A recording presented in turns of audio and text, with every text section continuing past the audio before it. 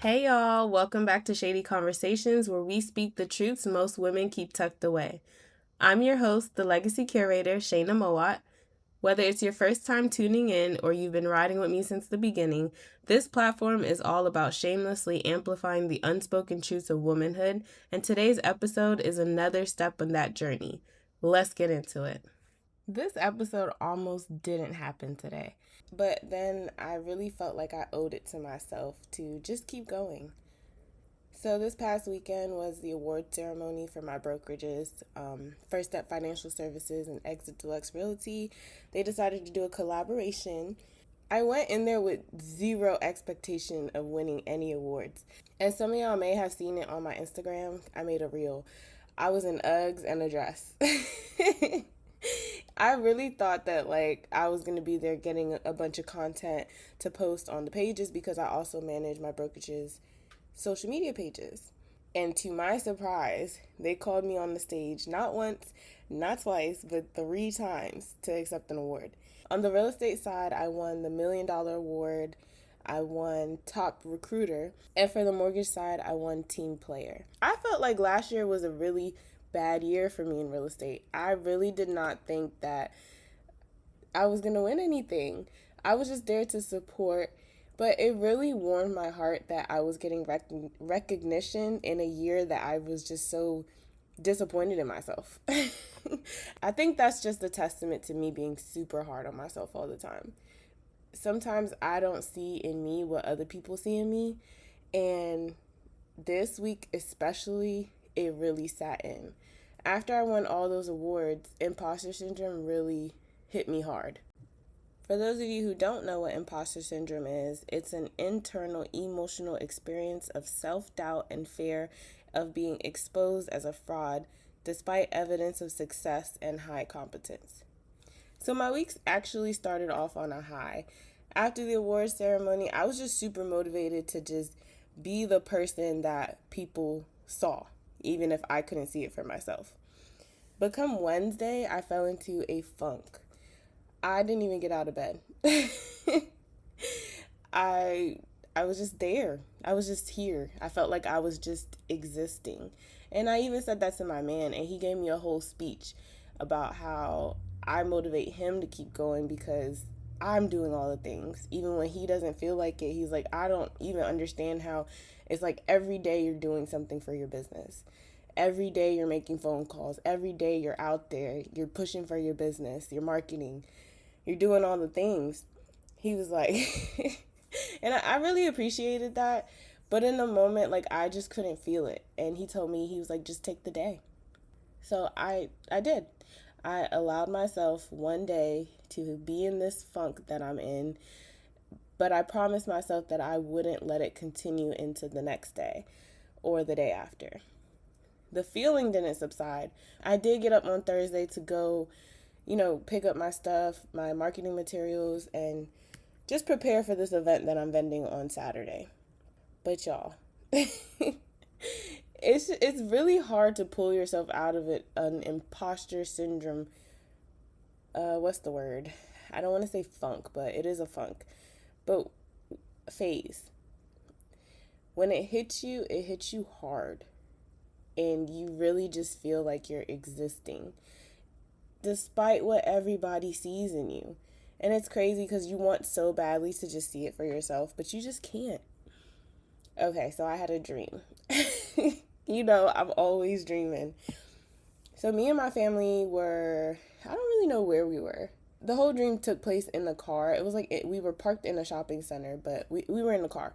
And there was a cat outside. It was a big cat. It looked like a cheetah, but it wasn't super big like a cheetah, but it was bigger than your average cat. And the cat kept trying to get inside the car. We're all just pushing the cat out the car. Like, no, you can't come in here. But it's not being aggressive or anything. It's just being super clingy. Like, why do you want to be around me so bad? It kept trying to come to me, and everybody's just trying to push the cat out the car. Some people are minding their business in the car. I'm like, y'all don't see this big old cat that keeps trying to get in here? Close the doors, close the windows. What are y'all doing? This is the second time that I had this dream. What does this dream mean? So I, of course, took to Chat GPT. That's my homie. Just to help me break it down a bit. So cats in dreams often represent intuition, emotional sensitivity, independence, feminine energy, or nurturing instincts. And the fact that this cat was a cheetah print cat, it symbolized something bold or attention grabbing, instinctual. I don't know why that word just tripped me up. Instinctual or primal, unpredictable or wild, and harder to domesticate or control. It's an untamed energy. The fact that the car was parked instead of moving, it's a moment of waiting, observing before moving forward, and being in between stages. My family being inside the car, it symbolized protecting loved ones, maintaining boundaries around my inner circle, a sense of responsibility for others, and safety. Trying to keep the cat out of the car symbolized resisting something persistent, protecting my environment, or keeping certain energies, responsibilities, or influences outside of your safe space. And because the cat kept trying means that it doesn't go away easily. And so chat said symbolically overall, with all these things combined, the dream reflected something strong and persistent is trying to enter a protected space. The dreamer is paused or evaluating rather than moving forward. The priority is protecting family or stability, and boundaries are being actively maintained. When I tell y'all I be dreaming some things, man, I be dreaming some things. At first, when it says something is trying to get in, I'm like, okay. I was very surface with that. I was like, it's probably God. God's probably telling me, accept me. But it's really, now in retrospective that I think about it some more, I think it was the imposter syndrome. It was really setting in. It was an emotion that I was protecting myself from. A moment of pause. I took the whole day on Wednesday to just exist and do nothing. I thought it was deep that I had that dream, but it also motivated me to just keep going because I think I am protecting my stability and, of course, my family. It's I just have to keep going. I just have to keep pushing myself. I just have to keep doing what I'm doing because I got big goals. I don't know. That's just currently, I think I can't really explain it too well because it's something that I'm still working through. Again, it just happened this week. 2 days ago, today's Friday, 2 days ago, I was just laying in my bed existing. And I almost did not record this episode because I just feel like I'm existing right now. I don't see in me what other people see in me, even though I know I'm doing all the things, and I just have to keep going. So I felt like I owed it to myself to record this episode, to put something out. Otherwise, I'm giving into the negativity, that imposter syndrome. I don't want to give into it. I'm fighting it. It's the cat that I was trying to keep out. Whew. Yeah, I'm working through it, guys.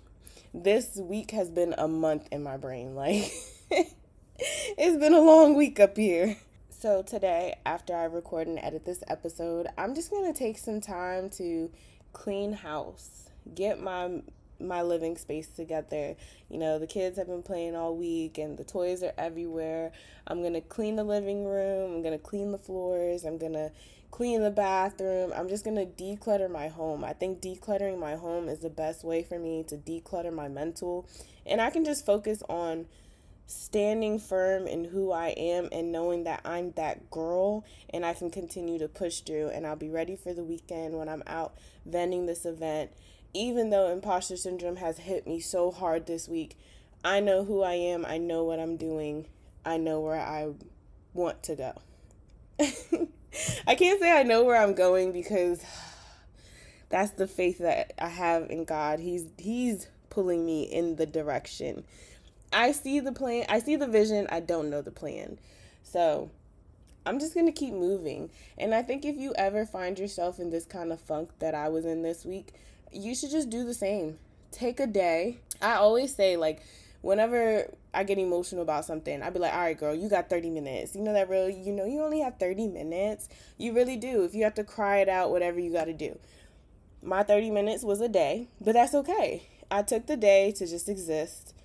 And now today, I'm going to just declutter my mind, declutter my house, When your space is clean and clear, it's so much easier to think, it's so much easier to move. I already started picking up toys in the living room, and I already feel so much lighter. Now, I'm not done cleaning because I did want to take a minute to record this episode, but I'm about to get right back to it. And I just know I got my candles going. I'm going to turn some music on, and I'm just going to free myself, free my space, and your girl's going to be okay. Imposter syndrome is hitting hard right now, but I'm going to be okay. Thanks for listening to my rant, guys. Let me know in the comments if this is something that you guys also struggle with. Like, your really high highs are followed by really low lows. Let me know what you do to declutter your mind, and yeah, let's talk about it. Hey girlies, we're going to take a very intentional pause because real quick, why haven't you locked in? Here's 15 seconds to get it done. If you're listening on Spotify, hit follow. And if you're watching on YouTube, then subscribe. That way you can be a part of all the conversations, past, present, and what's coming next. Now that we got that out the way, here's 5 more seconds to go like this episode. Thank you for locking in for real. All right, back to the episode. So I was scrolling on YouTube and I came across a clip of Sarah Jakes Roberts that honestly stopped me in my tracks. And I'm not even being dramatic when I say it felt like one of those moments where something just clicks in your spirit. You know when you hear something and you realize, wait, this is actually freeing me. So I want to share this with you in case you missed it, because I think it's very fitting for the times that we're living in. And honestly, it aligns very well with the Shady Conversations mission. She said something that really stuck with me. She said, the thing that is most interesting about the times that we're living in is that no one is playing by the rules. And when she said that, I immediately thought about how frustrating life can feel when you're trying to follow the rules that everyone told you were right, but the world around you isn't even operating by the same rules anymore. The rules say that you can't dream big. They say you can't build a family that way. They say you can't start over like that. They say you can't build a business that way. You can't do ministry that way. There's so many invisible expectations about what life is supposed to look like. But if we're honest, we're living in a time where those rules are constantly being challenged. And the truth is, sometimes the reason we feel stuck is because we're trying so hard to make our vision fit inside the rules that God didn't even create. Who made these rules? If God gives you a vision that breaks some rules, maybe the answer isn't to shrink the vision. Maybe the answer is to stop playing by the rules. Maybe the answer is to allow the Holy Spirit to have full authority over your life instead of like public opinion. Because when God is leading you, the labels people place on your life start to lose their power. At this day and age, it's common for a lot of women to be like, I'm too old for that. But maybe, just maybe, you're actually right on time for somebody. If you've never done that thing before, well, you could do all things through Christ. People say it ain't gonna work out, it's just not gonna survive. Sometimes God allows pressure so that when you come out of it, you come out refined like gold. And the reason this message hits so deeply is because we're not living in normal times. Life is shifting quickly. People are losing jobs, industries are changing, families are restructuring, plans that we thought were stable are suddenly uncertain. We just saw over 300,000 Black women impacted by government job losses. And that's one example of how quickly circumstances can change. Sometimes while you're being thrown into new seasons of life, the world doesn't pause to let you process. There isn't always time to step back and figure everything out nice and neat. Sometimes you just have to move.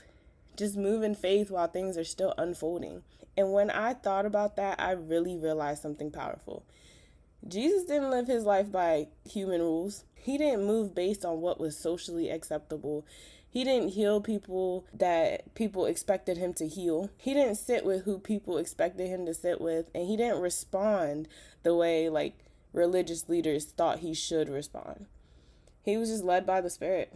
The Spirit told him where to go, who to talk to, who needed healing, who needed truth. He did his own thing. He broke some of those common rules. But in reality, he was simply following the authority over his life instead of what men expected. And that brings us directly into today's conversation. Because one of the biggest traps many of us fall into, especially women, is people pleasing. trying to keep everyone happy, trying to live up to expectations, trying to follow rules that were never actually meant for us. And sometimes the reason we feel exhausted is because we're trying to obey the rules instead of listening to direction from God. So today we're going to talk about people pleasing, why we do it, how it shows up in our lives, and how we begin to process freeing ourselves from living for everyone else's expectations. Because maybe the real growth comes when we stop asking, what are people going to think? And start asking, what is God leading me to do? This episode is brought to you by me, your legacy curator, Shayna Moat. I'm not just here to talk about growth, identity, and purpose. I help you build the life you're praying for in real time. As a real estate professional, mortgage originator, and financial strategist, I guide individuals and families through the decisions that shape legacy. From purchasing a home to restructuring debt, to creating a financial plan that feels doable, intentional, and God-led. Whether you're buying your first home, trying to understand what you can actually qualify for, wanting to utilize real estate as a wealth building tool, preparing for a new season financially, or just tired of trying to figure it out alone, I'm here to help you move from overwhelmed to over-prepared. If you're ready to stop guessing and start building, you can connect with me directly at yourlegacycurator.com or click the link in the show notes. Because legacy isn't something you leave behind, it's something you're building right now. All right, back to the episode. I've always been the kind of person who shows up for people, for work, for family, for responsibilities that life puts on my plate. And for a long time, I genuinely thought that meant that I was doing the right thing. Like if I just keep showing up, keep helping, keep being dependable, that meant that I was living with purpose. But recently, I had to stop and ask myself an uncomfortable question. Am I showing up because it's my purpose or because I feel the pressure to do it? Because there's a difference. Sometimes your yes is really aligned, but sometimes your yes is just because you don't want to disappoint someone. And that's where things start to get a little blurry. There's a thin line between serving people, people pleasing, and actually being obedient to do what God is asking you to do. And what I've been learning lately is that there's actually another space in between there somewhere that people don't really talk about enough. It's where you're not performing for people, but you're also not forcing it. It's being still. And sometimes that's uncomfortable for us, especially when you're used to being the one relied on. People pleasing often looks very good on the outside. You're helpful, you're dependable, you're thoughtful, but it really is a performance trap. When you do all the things, people describe you as someone who shows up. But underneath all that, there's often something deeper happening. Sometimes people pleasing is really rooted in fear of rejection.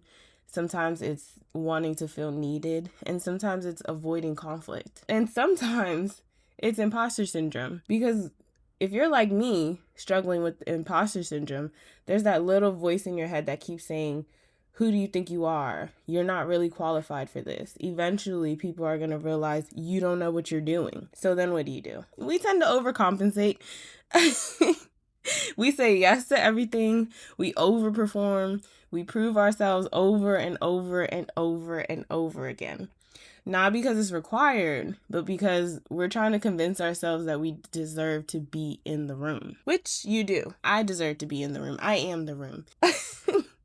That's healthy arrogance, guys. But the truth is that performing like that is exhausting. And then you burn out and you end up spending a day just existing in your bed like I did on Wednesday. One of the hardest realizations that you can come to is that you're abandoning yourself by being so kind. You're neglecting your own needs, your own peace, and your own growth just to keep everyone around you comfortable. And like I said, that definitely catches up, especially when you're being recognized and appreciated for what you do versus being loved for who you are. Now, on the other side of that is obedience. Obedience is different from obligation. I think obedience is more about spiritual alignment. And sometimes it means stepping up and doing something that feels uncomfortable. Sometimes it also means saying no to things that look good on paper. And that's, again, where things get a little tricky. Because people sometimes interpret you setting boundaries as you're rejecting them. And again, when you're a people pleaser, you don't want to feel anybody to feel rejected. But sometimes you're just choosing your peace. And when you start choosing peace, some people think that you're pulling away from them.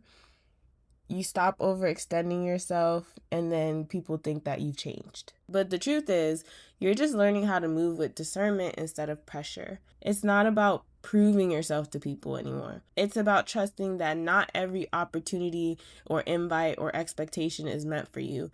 And sometimes the most obedient thing you can do is to simply just pause. There's a power in just being still. And this is the third dimension of it all, the part that's really been the most eye-opening for me lately, because I'm not naturally a quiet person. If I have a thought, I'll say it. And if something needs to be addressed, I'll address it. I'm direct. So learning the power of silence has been a real process for me. But I've realized something important. Not every moment requires my voice. Sometimes my voice is just a distraction, and speaking is more about proving my point than protecting my peace. And sometimes the most powerful thing I can do, and you can do, is simply step back and let things unfold without interference. I've always admired people who could do that, and now I'm learning how to do it for myself. A lot of the times people think that your silence means that you're being weak, or you're just scared to speak up, or you're just letting things slide. But sometimes it's actually self-control. Again, you're choosing peace. It's trusting that not everything needs my energy. I've had to learn that my silence doesn't mean I'm shrinking. It means I'm choosing discernment over reaction. So when you look at it, there's really a spectrum. On one side, you have people pleasing. That's where you're constantly performing, constantly overextending, constantly proving yourself. On the other side, you have obedience. That's where you're making intentional decisions based on, your spiritual alignment and not pressure. And then right in the middle is something even more powerful: surrender. You stop trying to control everything. You stop trying to prove everything. You stop trying to fix everything. And you just allow yourself to simply move with peace. People pleasing definitely drains you, and obedience for sure aligns you. But surrender frees you. So this week, I want you to sit with just one question. And it's a simple question, but it's also a very honest one.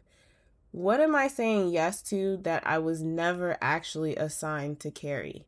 Because sometimes growth isn't about doing more. Sometimes growth is about learning when to step back, when to be still, and when to trust that your worth doesn't need constant performance. I think the most powerful thing you can do is simply allow yourself to just exist without proving anything to anyone. And I think that's where the real freedom begins. As we wrap things up, I just want to thank all of today's listeners for sharing space with me today. If today's conversation spoke to you, I hope you give yourself permission to sit with it, speak on it, and heal through it. Remember, she has an intentional destiny yielding, and this journey, it's yours to own. Don't forget to subscribe, share, leave a review, and follow us on Instagram and YouTube at That's So Shayna. If you're ready to be a guest or a sponsor, tap in. We're building this platform together. Until next time, stay shady, stay grounded, and keep the conversations going.